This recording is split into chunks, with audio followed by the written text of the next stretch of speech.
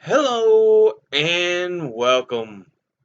My name is Alan, and today we are going to do something a bit different. I'm kind of going off just what I have in front of me on the computer, but we are going to talk about a short lead up into what we know now as the U.S. Declaration of Independence. We're going to talk about a few events, that help spur things until we actually drew up the Declaration and set it forth. Now, the first thing we want to talk about is the U.S. was not the U.S., it was 13 colonies.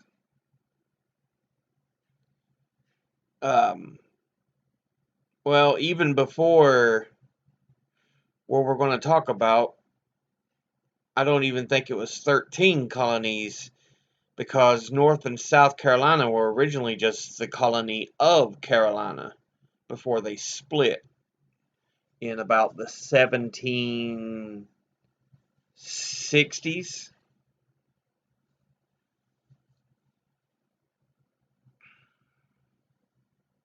So, yes. But in the beginning, we were just colonies, individualized for England. We had started out under the Spanish, uh, in certain places, under the, other places, but these 13 colonies that we're going to talk about, the original colonies were English, and they are the foundation of what would become the United States of America. Now, um, of course, I think the first thing we really look at when the U.S. starts is Jamestown in 1607. Although the lost colony of Roanoke was around 1585, which would have been just off the shores of North Carolina, what is today North Carolina. So, that was originally the British's first foray into the New World. Um, but the colony had disappeared when they came back to check upon it, and they don't know what happened. But that's another topic, the lost colony of Roanoke.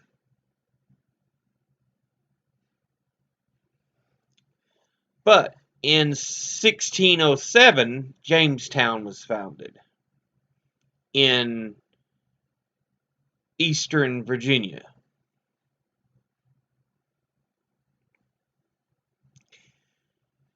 Jamestown was founded, and it grew from there. 1620, you had the Pilgrims in Massachusetts Bay Colony, and well into the 1700s, you had grown with colonies such as New Hampshire, New York, Pennsylvania, Virginia, Carolina, Georgia, Maryland, Delaware. The Carolinas split. New Jersey. A lot of the news signaling new places that were in England. New Hampshire, which is, there's a Hampshire in England. New York, which is a York in England. A lot of these are also named after the houses as well. House of York, Duke of York. But there's also the New Jersey, which was named after the Isle of Jersey, I believe.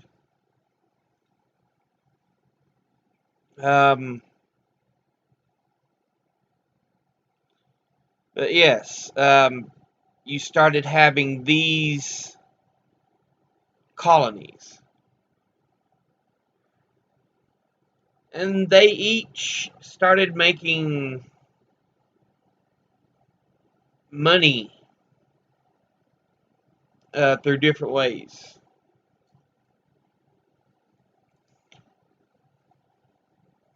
Um, Different cash crops, different manufacturing, even the North Bays. Um, the northern ports shipped in slaves for auction. So it's not to think that only the South was the only one doing it. Early on in the colonies' history, slavery was throughout the colonies. Later on, the northern colonies ended it, but the southern colonies kept it going. But you did have huge ports which connected with the New World, or which connected with the Old World and the old powers in Europe,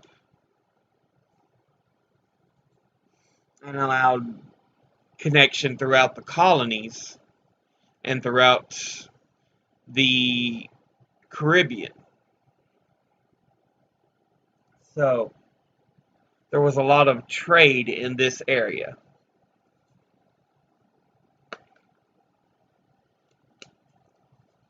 England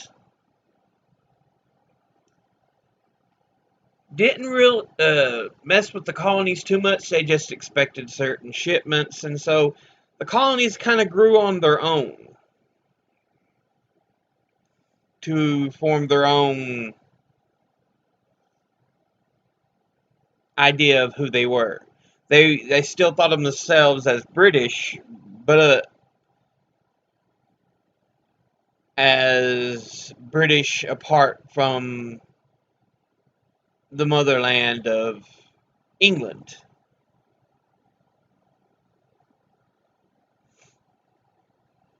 And there was a number of different cultures that joined in. You know, there was a lot of Scottish, a lot of Irish. You had, like I said, the slave trade, which there were some free slaves. There was the Native American, and I know there was other countries as well, Spanish, French, Russian. So the early Americas mixed quite a bit, although it was predominantly of the British culture. And so even though they were separate, they still thought of themselves as British. But Britain ended up feeling they should get a little extra money.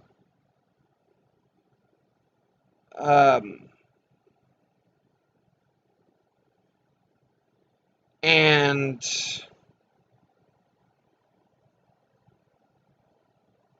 just to gain a little extra money from the colonies, they enacted what is called the Stamp Act. It was an act of the British Parliament in 1765 that exacted revenue from the American colonies by imposing a stamp duty on newspapers and legal and commercial documents. So, for any newspapers, any legal documents, or any commercial documents for trade and shipping, you had to have a stamp paid to have put on these documents. And so that little bit, now, it probably wasn't a huge amount, but when you put it on newspapers, you put it on legal documents, you put it on commercial documents, these add up. And so the prices started to come through. Colonial opposition led to the Act's repeal in 1766. But we start seeing a pushback against the Crown because of this Stamp Act.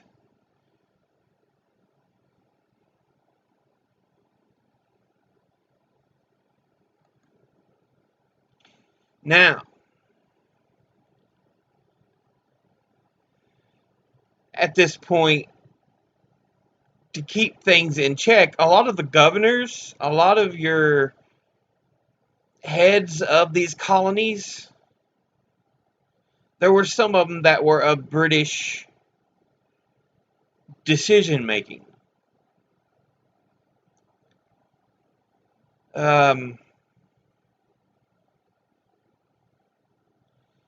And they would often draw forth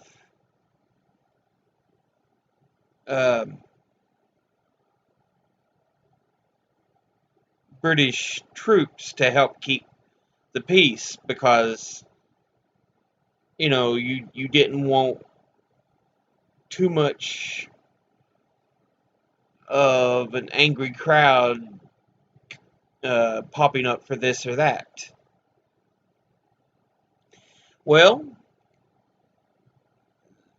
there was an incident on March the 5th, 1770, known as the Boston Massacre, or known to the British as the incident on King Street, in which British soldiers shot and killed several people while they were being harassed by a mob in Boston. The event was heavily publicized by people leading the pushback on the Crown, such as Paul Revere, who was a silversmith, and Samuel Adams. British troops had been stationed in the province of Massachusetts Bay since 1768 in order to support those Crown-appointed officials, like I said, and to enforce unpopular parliamentary legislation. So the British Crown had provided that certain British chosen individuals would be governor of these colonies.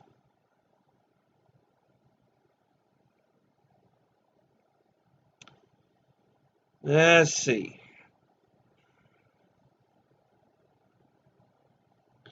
But this is one of the first moments that is seen as a real turning point, because you have British troops firing on and killing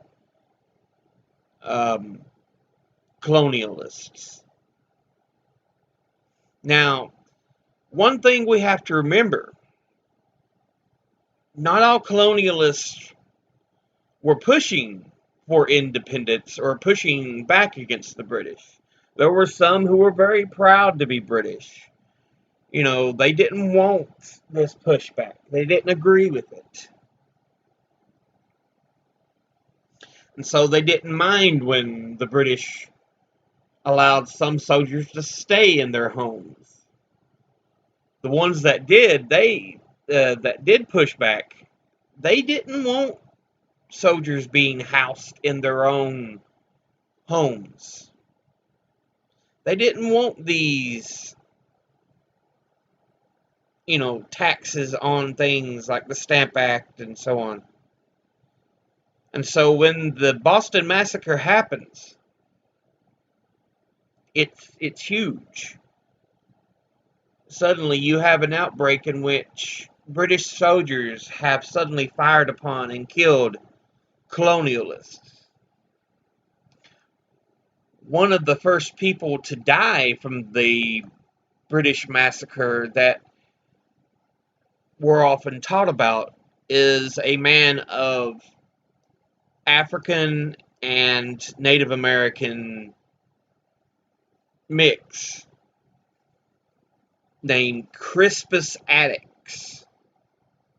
And he's widely regarded as the first person killed in the Boston Massacre, and thus the first American to be killed in the American Revolution.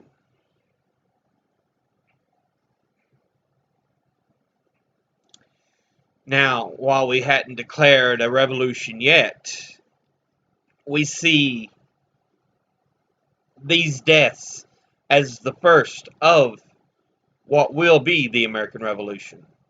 And so Crispus Attucks is a name that is often cited in history books if you ever want to know who was the first man to die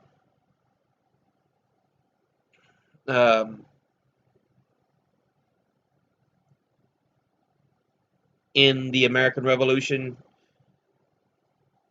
It was Crispus Attucks. Again, a man of African and Native American descent.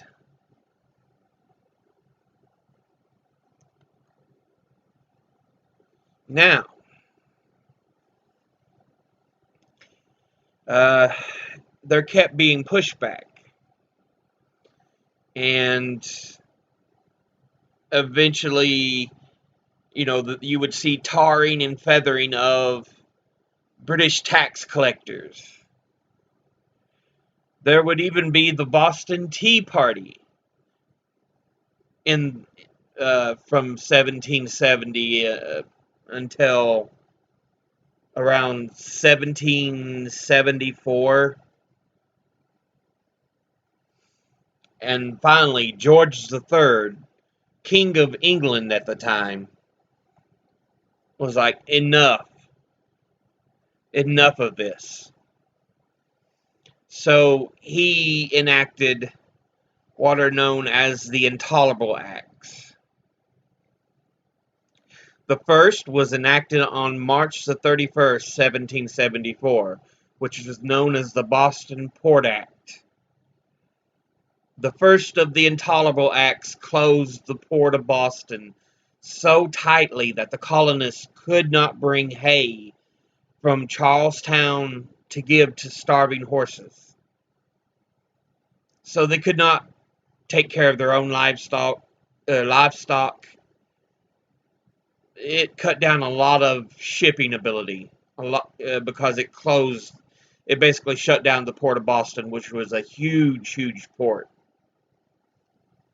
And so this hurt a lot of trade, a lot of everything in the colonies. The Second Intolerable Act came on May the 20th, 1774, and it was known as the Massachusetts Government Act. It is the second of the Intolerable Acts, and it put an end to the Constitution of Massachusetts. Only one town meeting was permitted per year in Massachusetts, unless approved by the governor. Town officials would no longer be elected.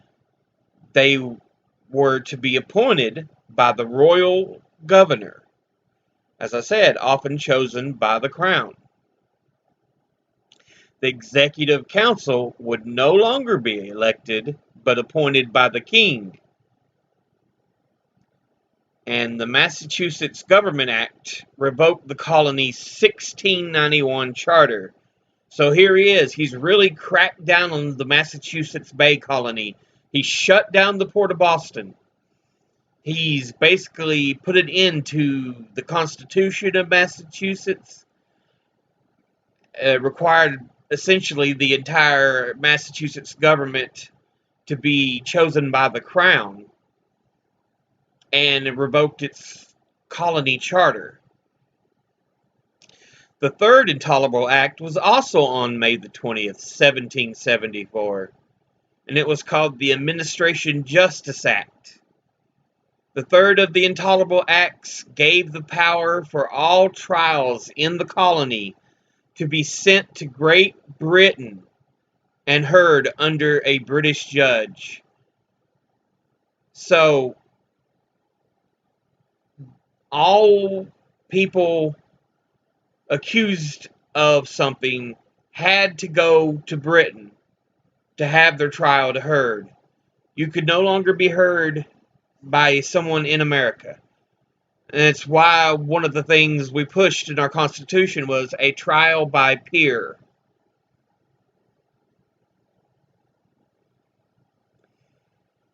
The Fourth Intolerable Act was passed on June the 2nd, 1774, which was the Quartering Act of 1774.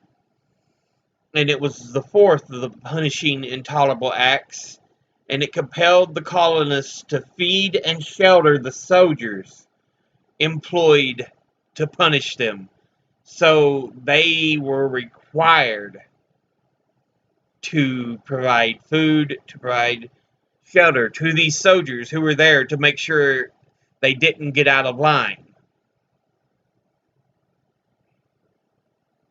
And lastly, the Fifth Intolerable Act was employed on June the 22nd, 1774, and it's known as the Quebec Act of 1774.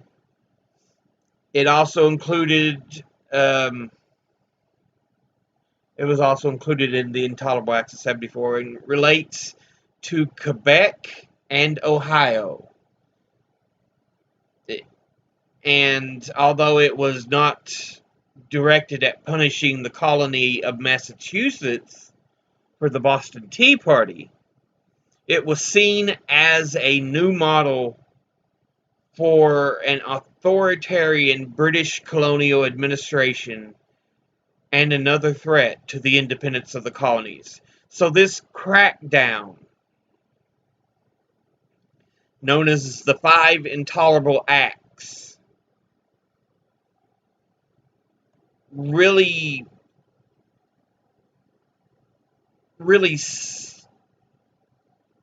further pushed the colonists to say no more. No more.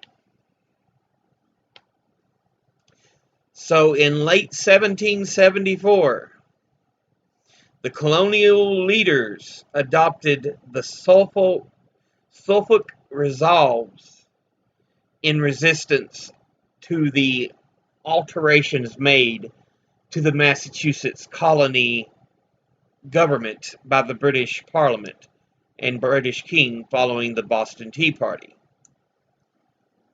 The Colonial Assembly responded by forming a Patriot Provisional Government known as the Massachusetts Provincial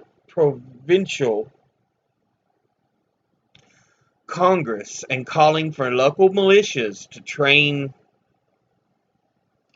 for possible hostilities. So the colonial government exercised effective control of the colony outside of British-controlled Boston. In response, the British government in February 1775 declared Massachusetts to be in a state of rebellion.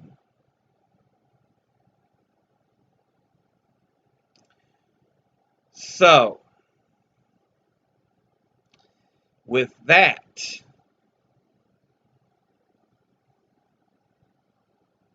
about 700 British Army regulars in Boston under Lieutenant Colonel Francis Smith was given secret orders to capture and destroy colonial military supplies reportedly stored by the Massachusetts militia at Concord. Through effective intelligence gathering, Patriot leaders had received word weeks before the expedition that their supplies might be at risk and had moved most of them to other locations. On the night before the battle, warning of the British expedition had been rapidly sent from Boston to militias in the area by several writers, including Paul Revere and Samuel Prescott, with information about British plans. This, of course, is known as the Midnight Ride of Paul Revere, but he wasn't the only one who was on it. He was just part of a group, and it was essentially ride through so far, tag to the next rider, and so it included people like Paul Revere and Samuel Prescott. Paul Revere today gets most of the credit. But anyway, the initial mode of the Army's arrival by water was signaled from the Old North Church in Boston to Charlestown using lanterns to communicate, one if by land, two if by sea. And so, with this, we have the first two shots fired as the sun was rising at Lexington. And the battles of Lexington and Concord were the first military engagements of the American Revolutionary War. The battles were fought on April the 19th, 1775, in Middlesex County, the province of Massachusetts Bay, within the towns of Lexington, Concord, Lincoln, Menotomy, which is present-day Arlington, and Cambridge. And they marked the outbreak of armed conflict between the Kingdom of Great Britain and the 13 colonies in America. So now we had the battles going on.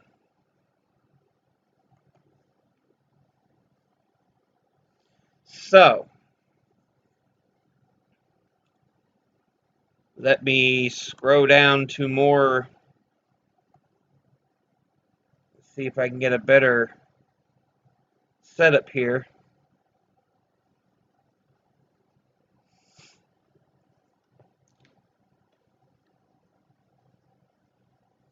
In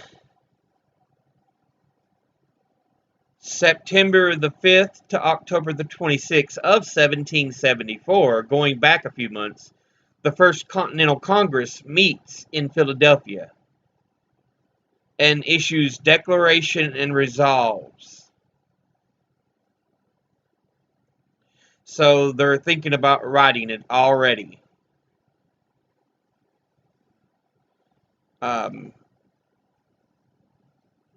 Now, March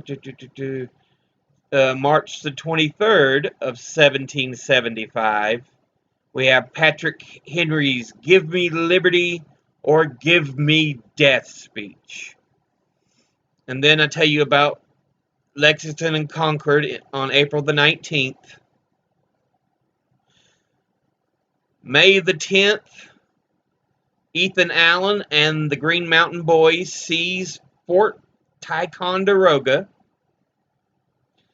On May the 10th, 1775, we also have the Second Continental Congress, which again meets in Philadelphia.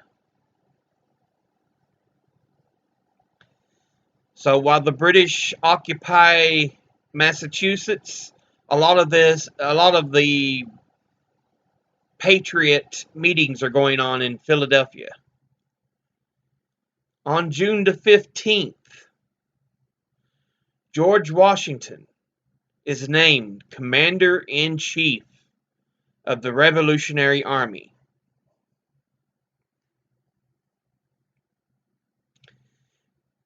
And on July the 3rd,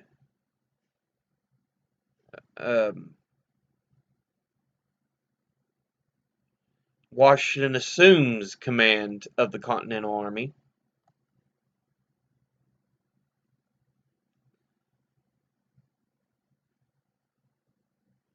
Let's see.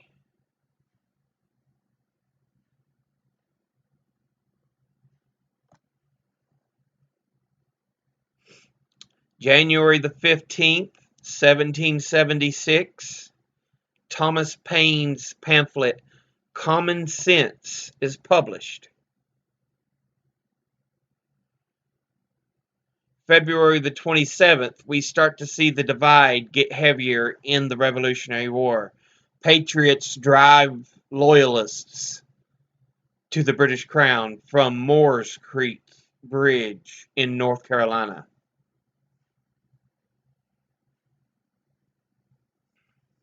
On June the 12th, 1776, the Virginia Declaration of Rights is written. On June the 29th, the first Virginia Constitution.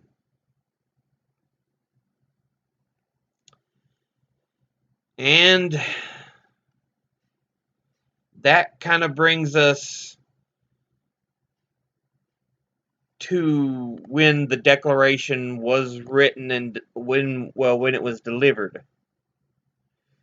Now, let's actually look at the timeline of the Declaration to get a better idea.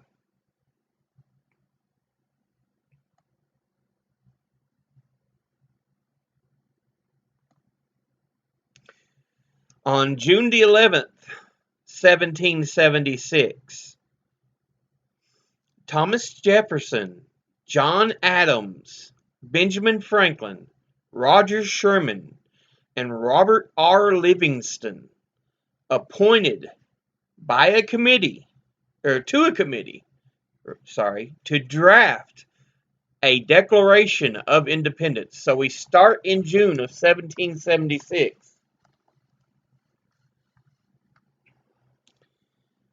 June the 12th through June the 27th of that same year, Jefferson, at the request of the committee, drafts a declaration of which only a fragment exists. Jefferson's clean or fair copy, the original rough draft, is reviewed by the committee. Both documents are in the manuscript collections of the Library of Congress. On June the 28th, 1776, a fair copy of the committee draft of the Declaration of Independence is read to the Continental Congress. And on July the 1st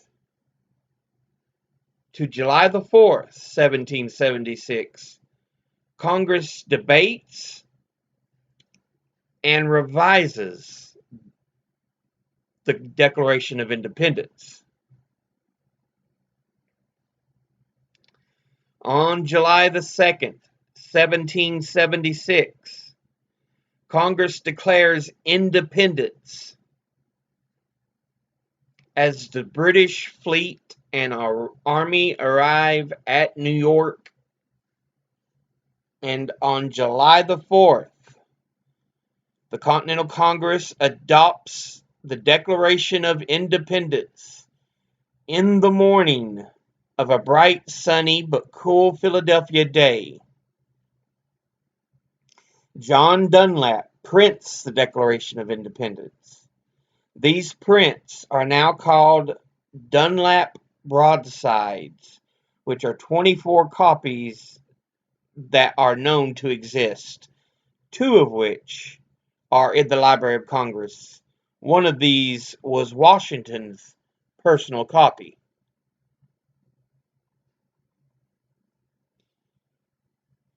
On July the 5th, 1776, John Hancock, President of the Continental Congress, dispatches the first of Dunlap's broadsides, the copy of the Declaration, to the legislatures of New York and Delaware. So he's sending out these copies of the Declaration of Independence to the colonies. July the 6th, the Pennsylvania Evening Post, July the 6th, prints the first newspaper rendition of the Declaration of Independence. July the 8th, 1776, the first public reading of the Declaration in Philadelphia. July the 9th, Washington orders that the Declaration of Independence be read before the American Army in New York. July the 19th, Congress orders the Declaration of Independence be engrossed or officially inscribed and signed by members. Delegates on August the 2nd, 1776, delegates began to sign in an engrossed copy of the Declaration of Independence.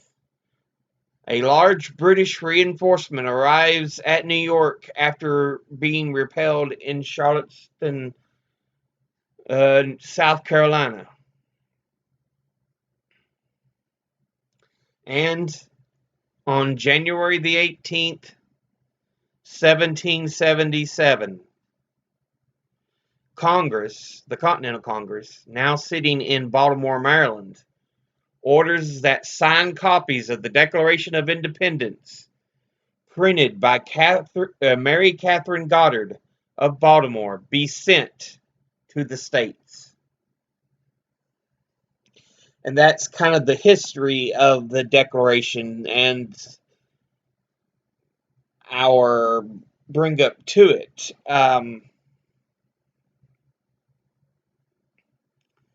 Let's see.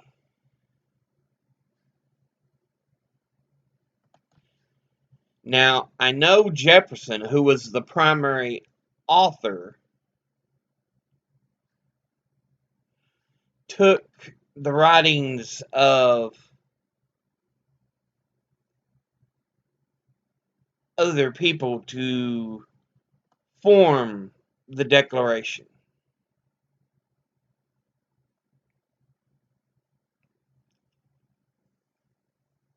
So,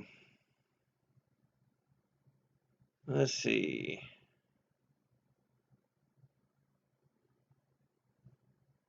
I want to say it was Thomas Hobbes was one of the larger influences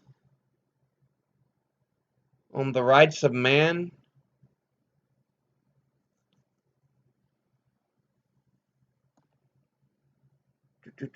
Let's see. Let me see if I can pull that up.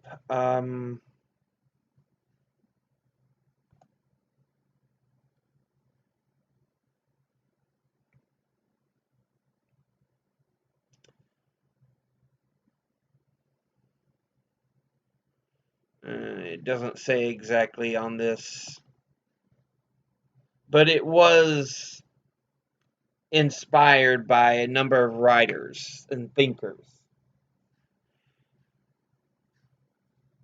Because one thing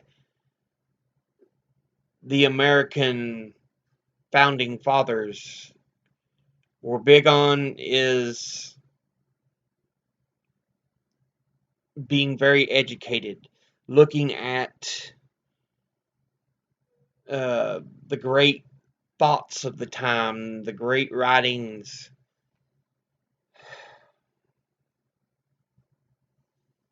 a lot of them weren't heavily religious or were deists, which essentially means they believed there was a God, but he created everything and just, it's up to you all. They didn't believe in miracles. Thomas Jefferson cut several miracles out of his personal copy of the Bible. Benjamin Franklin didn't, buy into the whole religious thing. So a lot of our founding fathers were not anti, but they weren't huge religious people. They wanted freedom for it, but they didn't want to be overcome by it. So that's something you'll see in the Constitution: freedom of and freedom from religion. They didn't want to be forced, but they wanted people to be able to worship their own religion.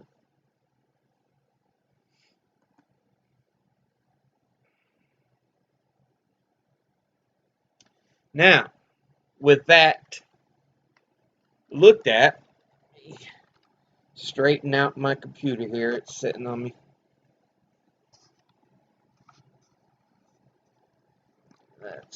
There we go.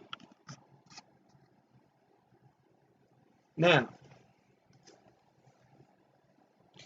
we're going to read the actual declaration. And I know this has already been a 40-minute video, but we're going to look at the declaration itself. Now, the declaration says, when in the course of human events it becomes necessary for one people to dissolve the political bands which have connected them with another, and to assume among the powers of the earth that separate and the separate and equal station to which the laws of nature and of nature's God, not of God, but of nature's God, entitle them, a decent respect to the opinions of mankind requires that they should declare the causes which impel them to the separation. We hold these truths to be self-evident, that all men are created equal, that they are endowed by their Creator with certain unalienable rights, that among these are life, liberty, and the pursuit of happiness. To secure these rights, governments are instituted among men, deriving their just powers from the consent of the governed.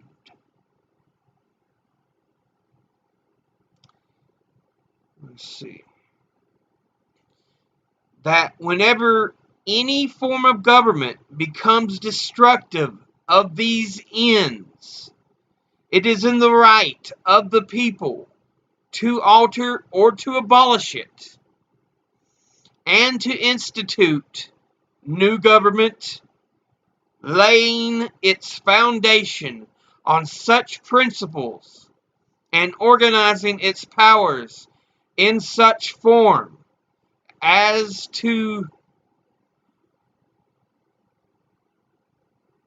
them shall seem most likely to affect their safety and happiness. So, we see there's very much an idea that it's not you just have a ruler. its rulers by the people. They get their consent to rule by the people.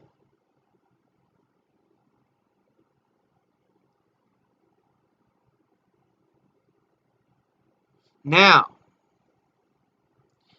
prudence, indeed, will dictate that governments long established should not be changed for light and transient causes.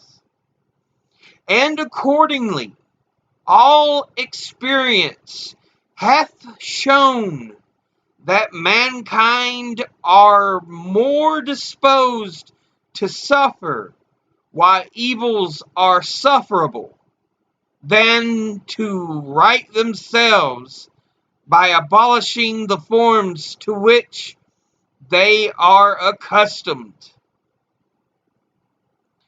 But when a long train of abuses and usurpations, pursuing invariably the same object, evinces a design to reduce them under absolute despotism, it is their right, it is their duty to throw off such government and to provide new guards for their future security. Such has been the patient sufferance of these colonies, and such is now the necessity which constrains them to alter their former systems of government. So here we're saying we cannot continue to put up with this. While many would just continue to allow it to happen, it is better. It is our necessity to fix this, to fight back for the revolution, to make things better. The history of the present King of Great Britain is a history of repeated injuries and usurpations, all having in direct object the establishment of an absolute tyranny over these states. To prove this, let facts be submitted to a candid world. And from here we have a list of grievances the colonies put forward.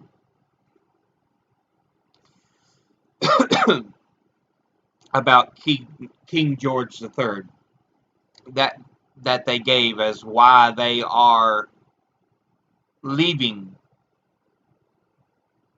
as British colonies and becoming their own colonies.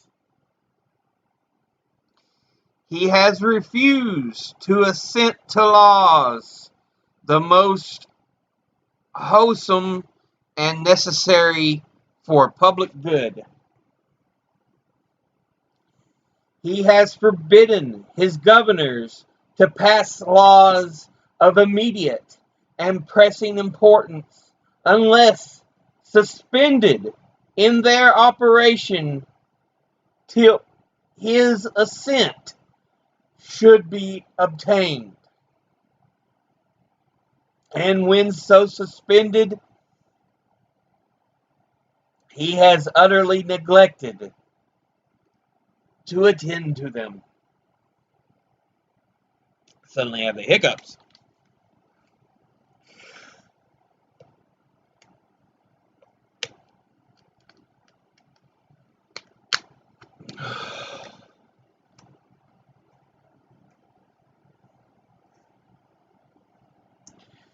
He has refused to pass other laws for the accommodation of large districts of people unless those people would relinquish the right of representation by the legislature, a right inestimable to them and formidable to tyrants only.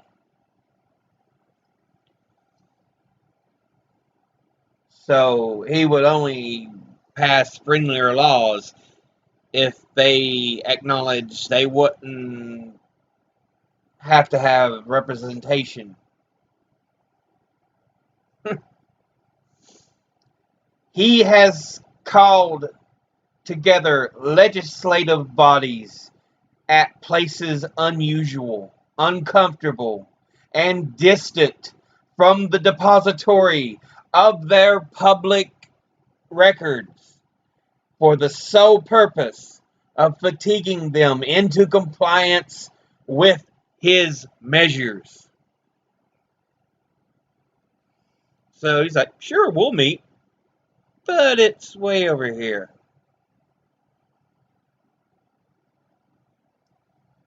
He has dissolved representative houses repeatedly for opposing with many firmness his invasions on the rights of the people. So again, there's that idea of representation of the people, which we still want to push to this day, but seems to be taken over by corporations and not the people.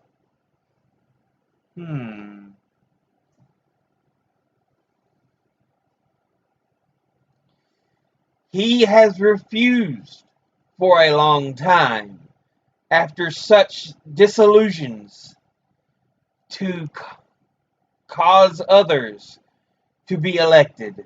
Thereby, the legislative powers, incapable of annihilation, have returned the people at large for their exercise, the state remaining in the meantime exposed to all the dangers of invasion from without and convulsions within. So, the ability of the people to not govern themselves leaves them at risk.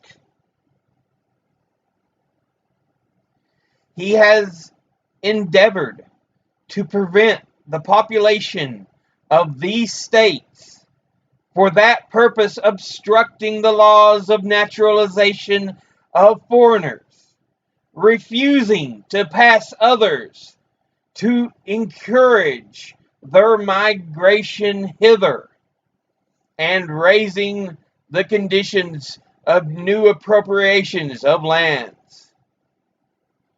So that one we could even set to our current president, because he's trying to discourage immigration hither,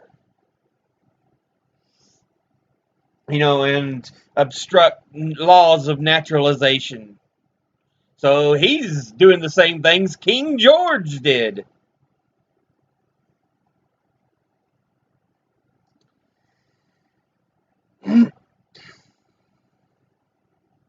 He has obstructed the administration of justice by refusing his assent to laws for establishing judiciary powers.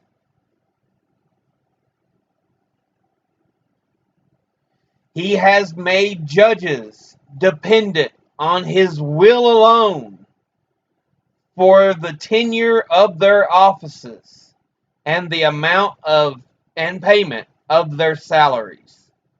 So essentially, he's making the courts indebted to him, which again is what Trump's doing. He's filling all these federal judge positions to make them,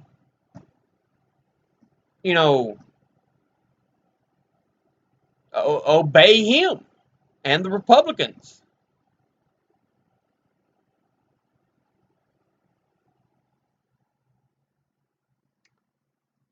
Let's see, where was it?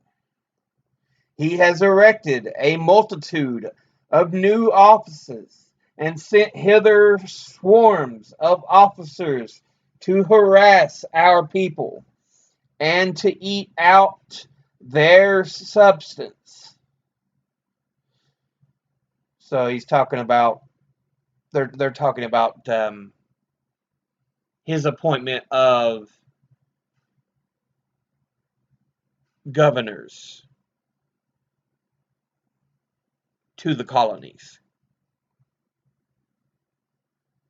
He has kept among us in times of peace standing armies without the consent of our legislatures.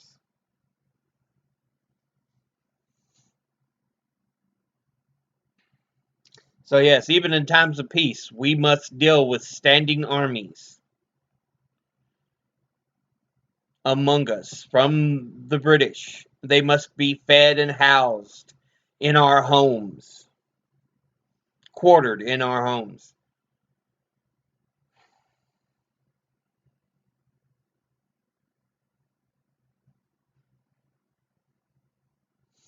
He has effected to render the military independent of and superior to the civil power. So military can outrank civilian rules. He has combined with others to subject us to a jurisdiction foreign to our Constitution and acknowledged by our laws, giving his assent to their acts of pretended legislation. So, yeah. For quartering large bodies of armed troops among us. That's again part of that, having to have them live in citizens' homes.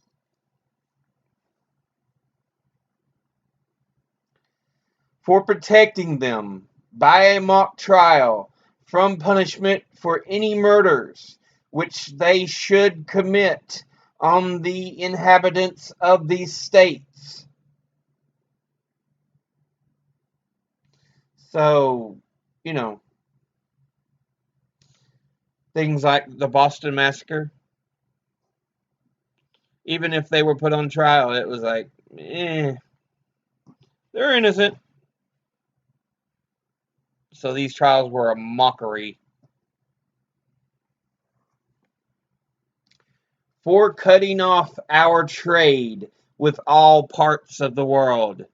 Remember the First Intolerable Act, the shutdown of the Boston port.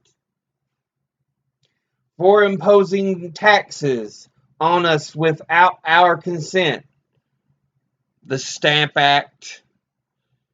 There was a number of other acts which imposed taxes, raised taxes. And essentially the colonies had no representation in Parliament, and so they could do nothing about it. They had no consent. For depriving us, in many cases, of the benefits of trial by jury. Remember, again, I pointed out that many of them didn't have a right to trial from of their peers, and so their trials were often held in Britain. Many times in absentia, if you couldn't make it to Britain, they just held your trial without you. For transporting us beyond seas to be tried for pretended offenses. So again, if they wanted to try you for something that they deemed, broken rules, they could pull you in and try you. For abolishing the free systems of English laws in a neighboring province, establishing therein an arbitrary government, and enlarging its boundaries, so as to render it at once an example and fit instrument for introducing the same absolute rule into these colonies.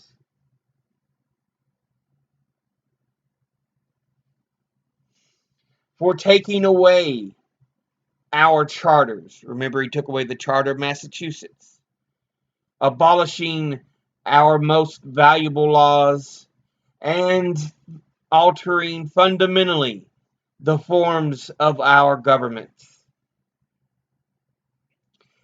For suspending our own legislatures and declaring themselves invested with power to legislate for us in all cases whatsoever.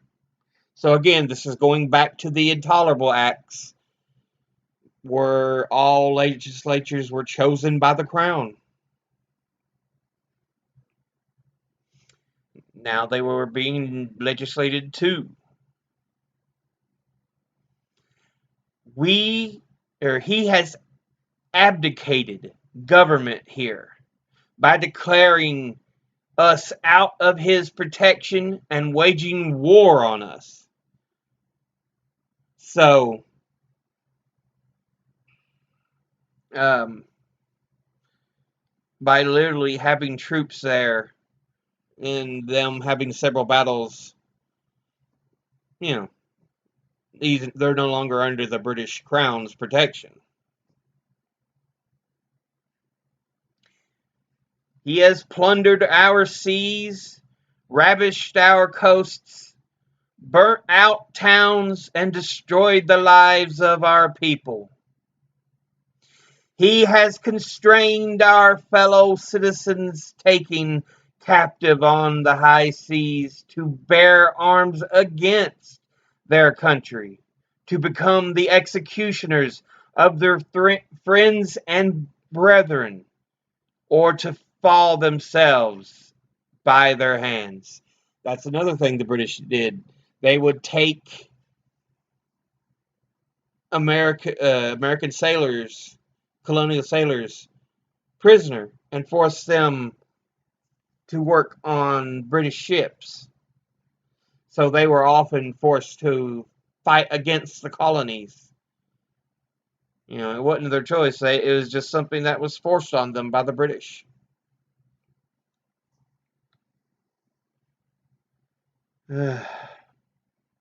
He has excited domestic insurrections amongst us and has endeavored to bring on the inhabitants of our frontiers the merciless Indian savages, whose known rule of warfare is an undistinguished destruction of all ages, sexes, and conditions. And this, of course, refers to the British teaming up with the Native American peoples as they, fought the colonies. Because the British saw no reason to treat them horribly. For the colonies, it was, some were making a living, but some were also on the borders of Native American territory. And many Native Americans didn't like it because they felt threatened as they had seen other tribes decimated at the hands of the colonialists. In every stage of these oppressions, we have petitioned for redress in the most humble terms. Our repeated petitions have been answered only by repeated injury. A prince whose character is thus marked by every act which may define a tyrant is unfit to be the ruler of a free people. So they're basically saying King George the Third is acting as a tyrant unto the colonialists. And we consider ourselves a free people. And thus he is unfit to rule us. Nor have we been wanting the attention, wanting inattention to our British brethren. We have warned them from time to time of attempts by their legislature to extend an unwarrantable jurisdiction over us. We have reminded them of the circumstances of our immigration and settlement here. We have appealed to their native justice and magnanimity that we have injured or conjured them by the ties of our common kindred to disavow these usurpations, which would inevitably interrupt our connections and correspondence. They too have been deaf to the voice of justice and consanguinity. We must therefore acquiesce in the necessity which denounces our separation and hold them, as we hold the rest of mankind, enemies in war, in peace, friends. We therefore, the representatives of the United States of America, in General Congress, assembled, appealing to the Supreme Judge of the world for the rectitude of our intentions, do in the name and by authority of the good people of these colonies, solemnly publish and declare that these united colonies are, and of right ought to be, free and independent states, that they are absolved from all allegiance to the British Crown, and that all political connection between them and the state of Great Britain is and ought to be totally dissolved, and that as free and independent states they have full power to levy war, conclude peace, contract alliances, establish commerce, and do all other acts and things which independent states may of right do. And for the support of this declaration, with a firm reliance on the protection of divine providence, we manually pledge to each other our lives, our fortunes, and our sacred honor.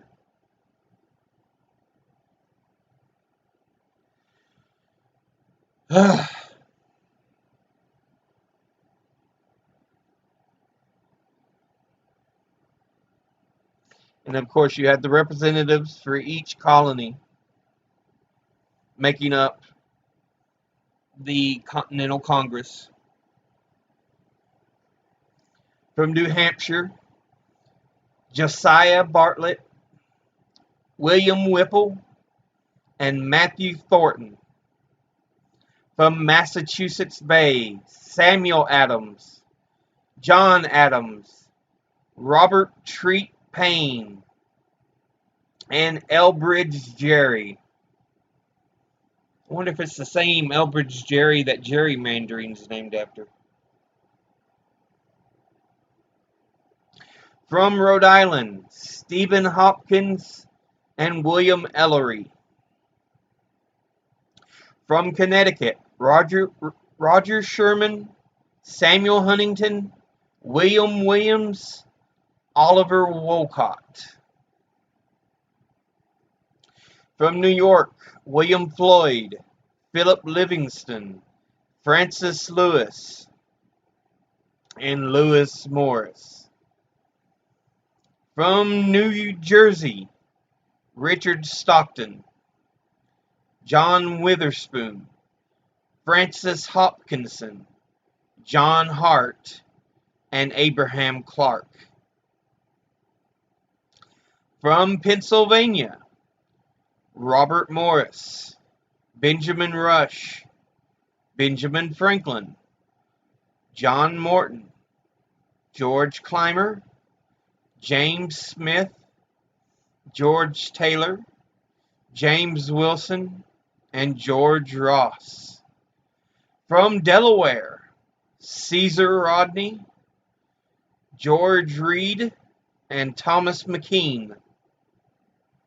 From Maryland, Samuel Chase, William Paca, Thomas Stone, and Charles Carroll. From Virginia, George Wythe, Richard Henry Lee, Thomas Jefferson, Benjamin Harrison, Thomas Nelson Jr., Francis Lightfoot Lee, and Carter Braxton. From North Carolina, William Hooper, Joseph Hughes, and John Penn. From South Carolina, Edward Rutledge, Thomas Hayward Jr., Thomas Lynch Jr., and Arthur Middleton. And from Georgia, Button Gwinnett. We saw him in Fallout 3, if you've ever played that. There's a moment you'll meet Button Gwinnett as a Protectron. Lyman Hall, and George Walton. And the Continental President of the time, John Hancock.